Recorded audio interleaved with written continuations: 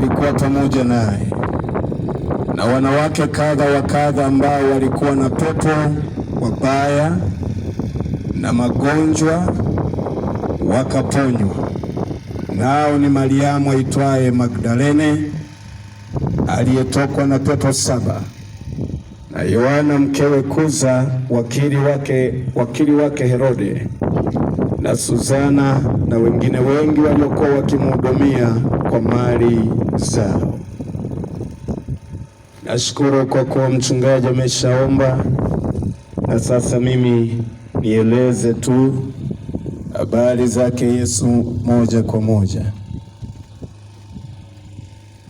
Biblia inasema wakati wa Yesu akiwa duniani alikuwa akizunguka huku na kule akihubiri vijijini na mijini, akiponya watu waliofungwa na nguvu zote za giza, walionewa na Shetani.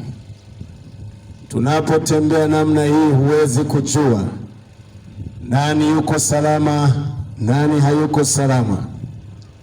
Lakini Mungu akikupa kazi kama hii niliyo nayo, nashuhudia mateso ya wengi, taabu za wengi na vilio vya wengi, huzuni za wengi walizo nazo. Mwaka jana mwishoni au katikati yake nilikuwa nahubiri hapo Singida, wilaya ya Manyoni. Nimemaliza kuhubiri, akaja msichana mmoja mdogo. Wakati namaliza kuhubiri naomba na wagonjwa, basi pepo wakambwaga chini. Baada ya pepo wamembwaga chini, kaenda sehemu ya kumwombea, na baadaye Mungu akamsaidia akafunguka. Binti anapiga kelele, anasema siendi nyumbani kwetu. Nyumbani kuna tabu, nyumbani kuna shida. Mchungaji, usiniambie niende nyumbani. Kwa nini? Analia, anashindwa kueleza. Ndio maana nikakumbuka maneno haya, yanasema Yesu Kristo mwana wa Mungu, ambaye Mungu alimpaka mafuta aihubiri habari njema mijini na vijijini, awafungue waliofungwa na kuwaponya magonjwa. Kumbe yule binti baba yake mzazi anamtaka. Baba amemuoa mama, kumbe mama alitoka na huyo binti upande mwingine, akaja kuolewa hapa kwa huyu mwanaume. Ameolewa kwa huyu mwanaume, na huyu mwanaume amemuoa mama, anataka awe na binti yake. Baba yule ameenda kwa mganga wa kienyeji kutafuta tiba ya ugonjwa wake. Sijui ni akili zake, sijui ni mganga kweli, sielewi. Ati mganga amemwambia alale na yule binti, anamwambia mkewe dawa ya huyu binti, maana binti naye ana mapepo, baba naye ana mapepo. Ganga amesema dawa huyu binti ninayo. Kama anauliza dawa unayo wewe? Ndio. Niambie basi, leta tumpe. Akasema siwezi kukwambia, ni siri yangu.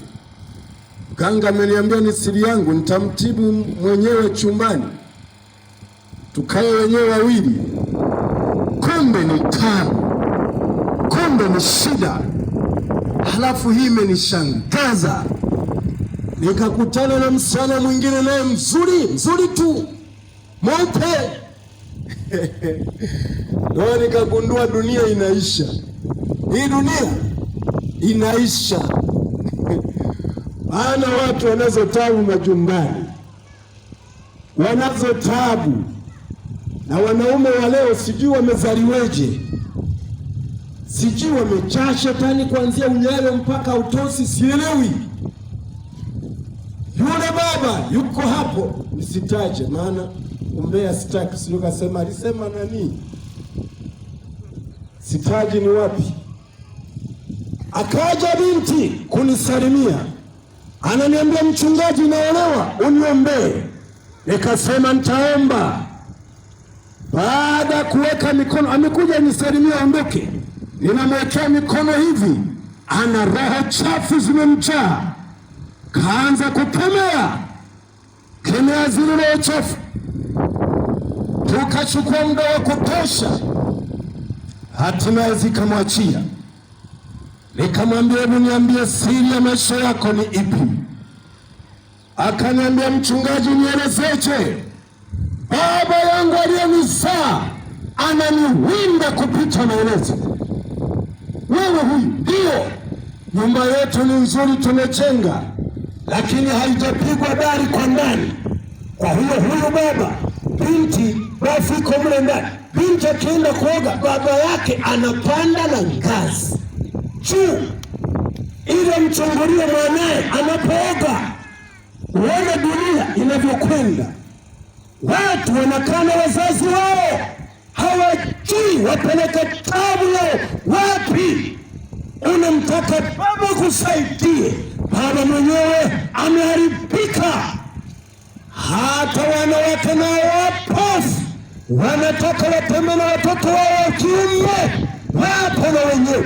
Dunia inakokwenda sijui. Ilikuwa nawaza nikasema, kama dunia itaendelea miaka mingi na Yesu hajaja, tutaona vituko. Sasa hebu fikiri, kwa mfano baba anazaa na binti yake. Yule mtoto anayezaliwa kutoka kwa yule binti anamwitaje huyu baba? Yaani hapo huyo mtoto anamwita baba ni baba, hapo tena anamwita ni babu. Yaani yule mtoto yes.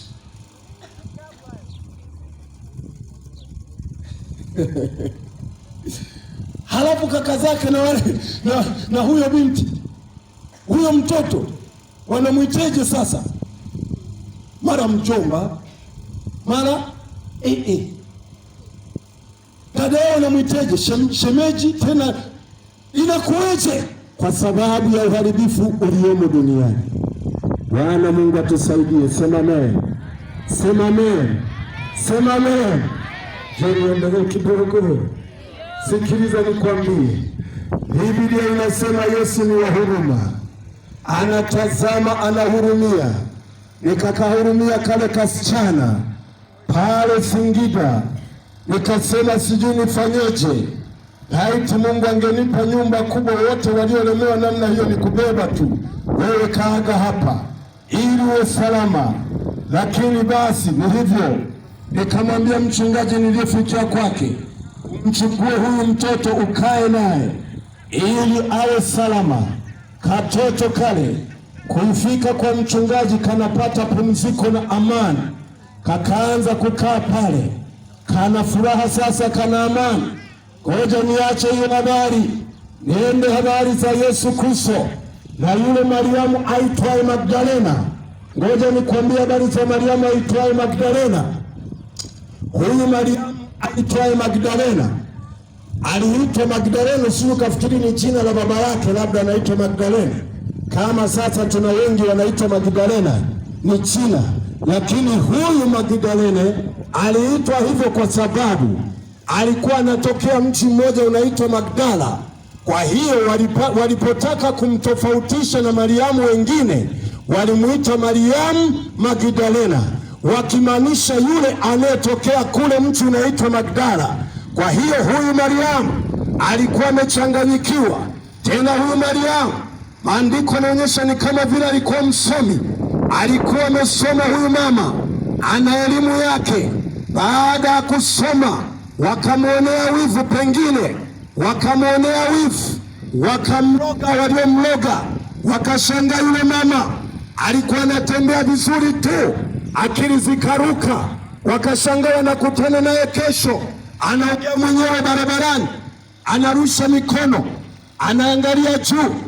Mwisho wanashangaa haogi, nywele hachani, mara anavaa kanga moja na yenyewe imechafuka wala haitakati. Mwisho yule mwanamke kwa sababu ya kutokuoga na akaanza kulala majalalani. Ndugu zake wanamkamata, wanamshika, wanamrudisha nyumbani. Mariamu Magdalena anaponyoka. Maandiko tuliyosoma yanasema alikuwa na pepo 7 wabaya pepo 7 wabaya. Nisikilize, unajua mashetani ni wabaya. Kama kuna mtu hajaokoka hapa, ajue hayuko salama.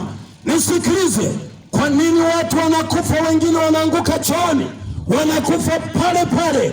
Ni kwa sababu ya majini wale, kwa sababu ya mashetani yale, mashetani wabaya.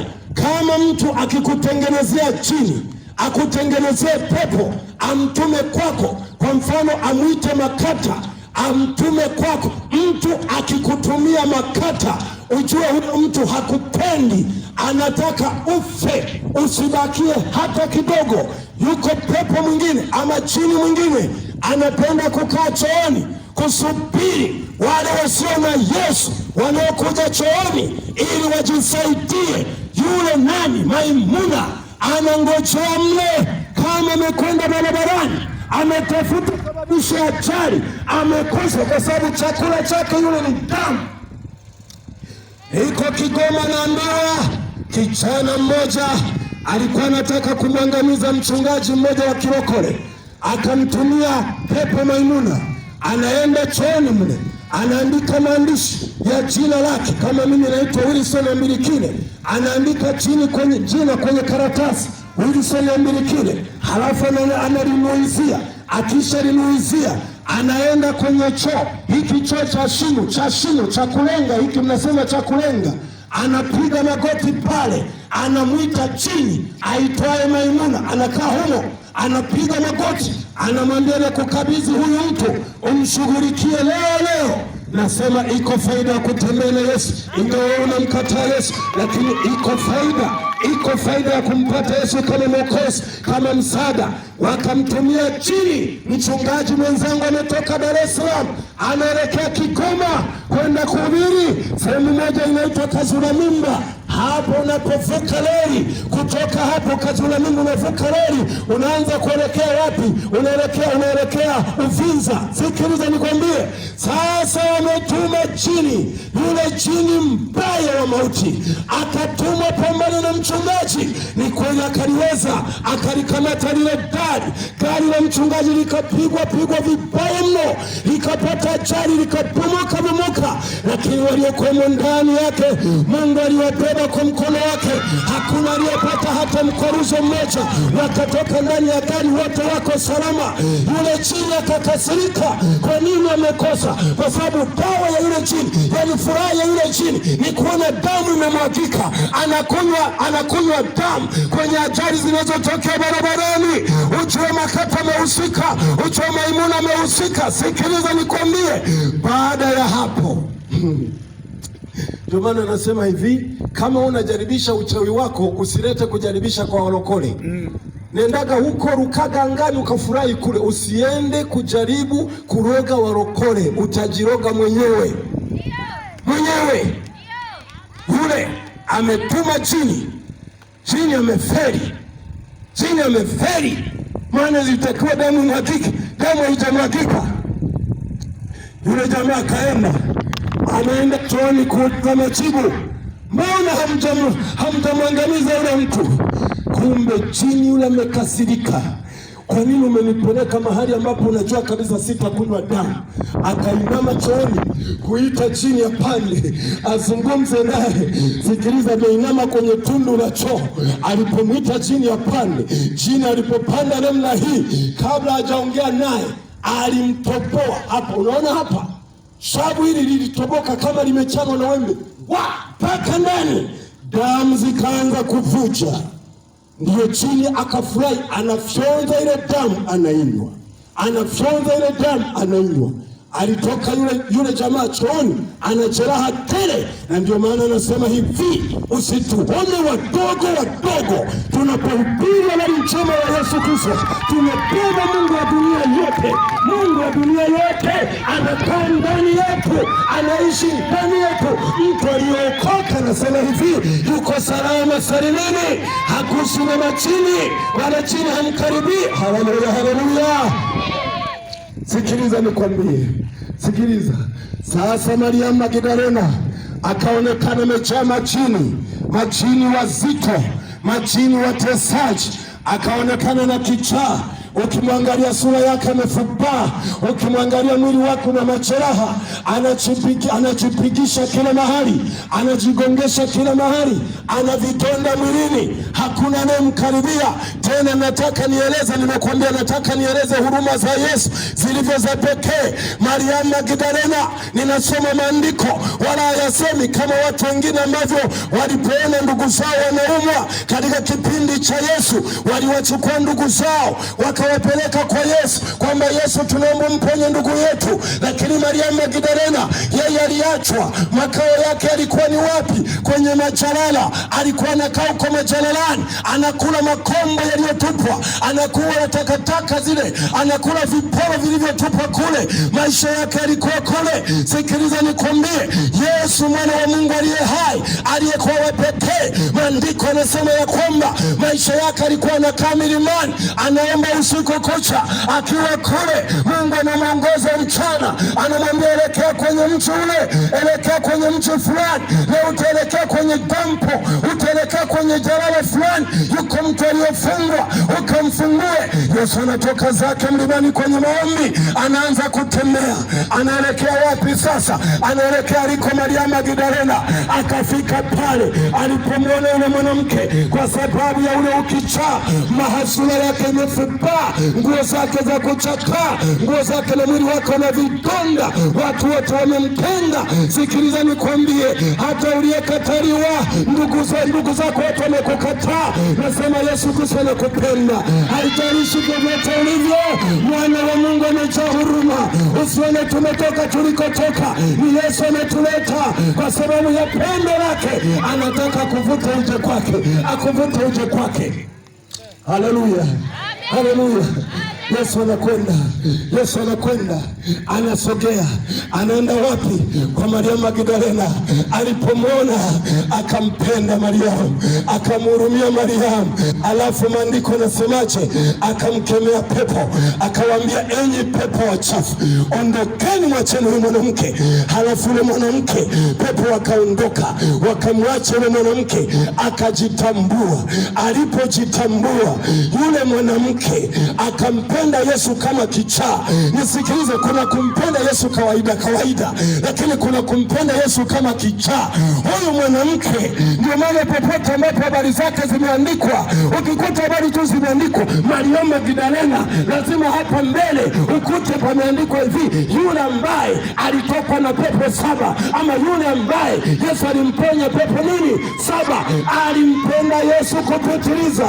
Yesu akienda Galilaya, Mariamu Magdalena yuko hapa nyuma. Yesu akienda Nazareti, Mariamu Magdalena yuko hapa nyuma. Yesu akienda kokote, Mariamu Magdalena yuko hapo. Nisikilize nikwambie, yule mwanamke kwa nini aliona ajabu vile ambavyo Mungu alimponya kutoka kwenye ukichaa? Alikuwa fuatana na Yesu mpaka kwenye msalaba. Nisikilize nikwambie, wakati Yesu anakwenda kusulubiwa, amebeba msalaba, anatembea zake, anakwenda. Akina Petro wamekimbia, akina Yohana wamekimbia, akina nane, akina Yakobo wamekimbia. Yule mwanamke anaitwa Mariamu Magdalena, yeye ndiye alikuwa hapo nyuma. Wakati Yesu anaanguka na msalaba namna hii, Mariamu Magdalena anamwambia, mwalimu, bora mwalimu, chukua maji kidogo unywe mwalimu. Anamnyosha maji.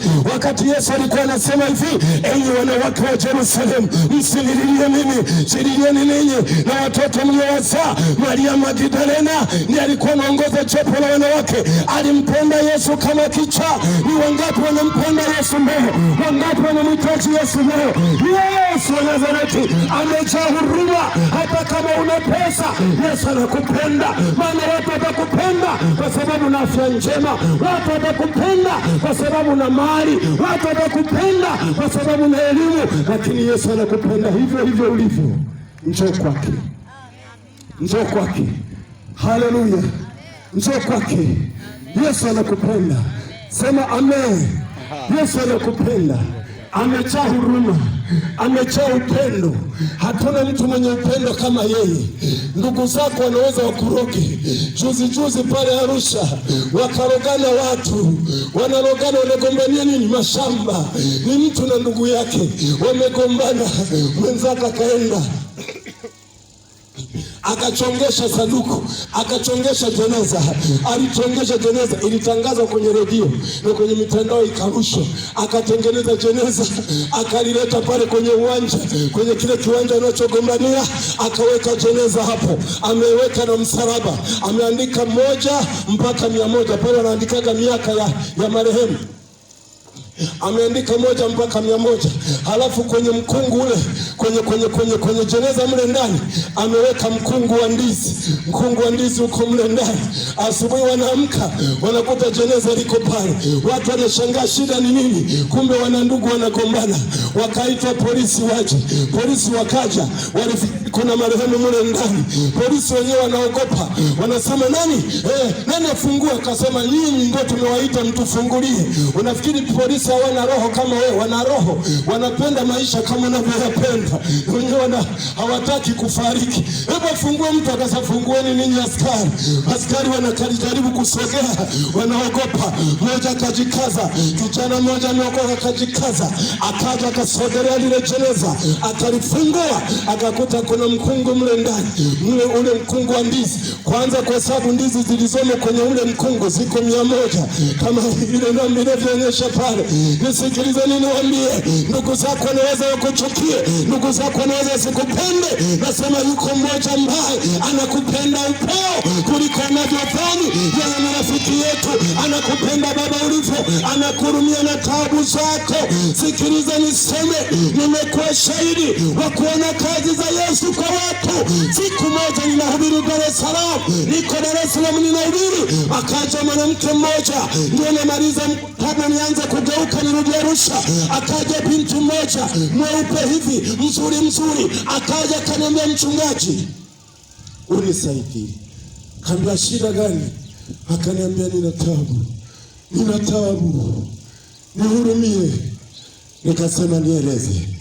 Akasema unavyoniona hivi, nina mateso, siwezi kupata mchumba wa kunioa. Kila nikikutana na anayetaka kunioa ni lazima awe amevaa kanzu ndefu mpaka chini. Mimi nimeokoka, mbona sasa yananichia majibu ya hivyo? Kila nakutana na Hasani, nakutana na Hamisi, nakutana na Mwambi. Kwa nini na mimi nimeokoka? Alifikiri wale ni binadamu, kumbe si binadamu anakutana nao. Wamevaa zile kanzu, wanavaa sura ya mtu, kumbe si mtu. Usiku akilala saa 8 mpaka saa 10 anasikia kama mtu anamgusa ubavuni. Amka. Akiamka nguvu za shetani zinamjaa. Ni binti, ukimsikiliza ni binti, ana sauti kama binti kabisa. Bana sio mchungaji, ka sauti sio hii ya kukoroma kama yangu. Kazuri ka sauti. Lakini jina kimvaa usiku, sauti inabadilika. Yeye mwenyewe anaanza kuongea sauti ya kiume. Anaongea mwenyewe na kujichika. Utafikiri wako wawili ndani ya chumba, kumbe yuko mmoja. Unasikia, mlembo wangu ninakupenda sana. Ni sauti zito. Nikimaliza kuongea, anarudi kwa sauti kake. Kama unajibizana. Maisha yake yamekuwa ni hivyo, ya taabu. Anazini na lile chini.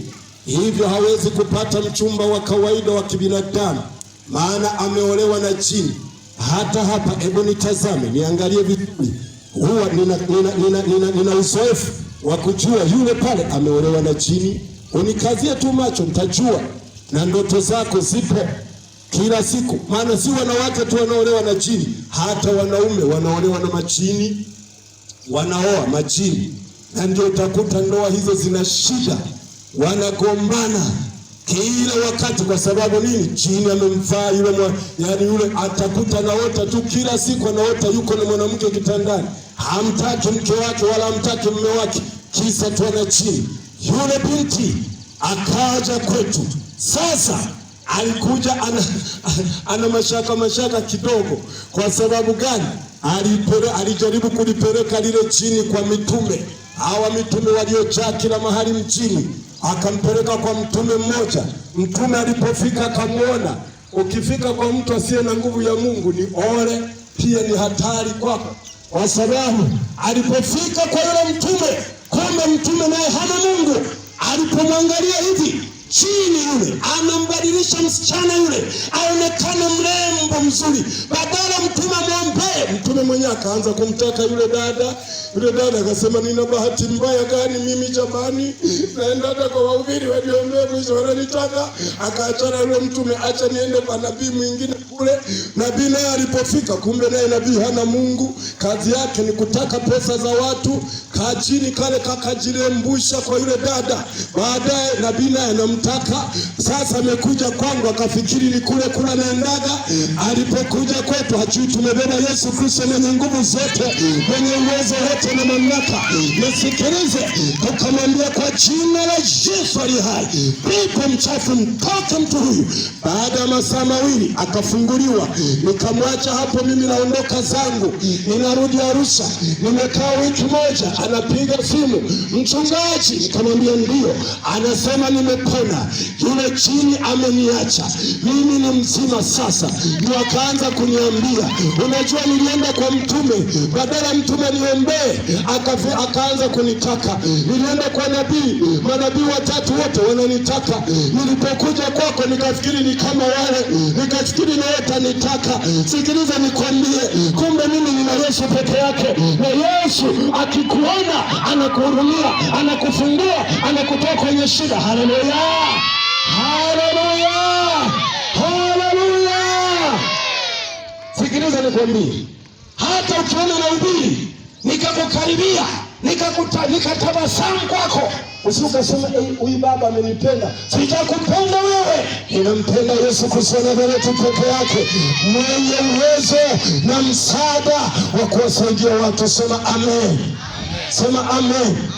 Yule dada kila siku analala, jini anamwingilia. Siku hiyo alipokuja kwangu, jini wamemchukua, limembeba, limempeleka mpaka baharini. Baharini wamemfungisha ndoa na joka. Joka lile linatoka kwa bahari, linakuja mpaka linalala naye kitandani. Nisikilize, unajua ninaongea hivi utafikiri si naeleza, nasema naeleza habari zinazotokea duniani hapa. Naeleza mambo halisi jamani. Lile joka linamwingilia kimwili kwa kupitia mkia wake, na mwingine alikuwa analala ndani. Joka linakuwa sikilize, watu wanayotabu hujui. Wengine unawaona mchana wajanja hivi, usiku wanalazwa uvunguni, hakuna kulala kitandani. Watu wana mateso, ni vile hawasemi tu, wamezoea hivyo tu. Kama nahubiri juzi, nahubiri Machame kule milimani, akaja binti anambia mchungaji niombe nini? Yaani yeye akilala anakuta joka yuko hapa ubavuni. Nyoka kawaida.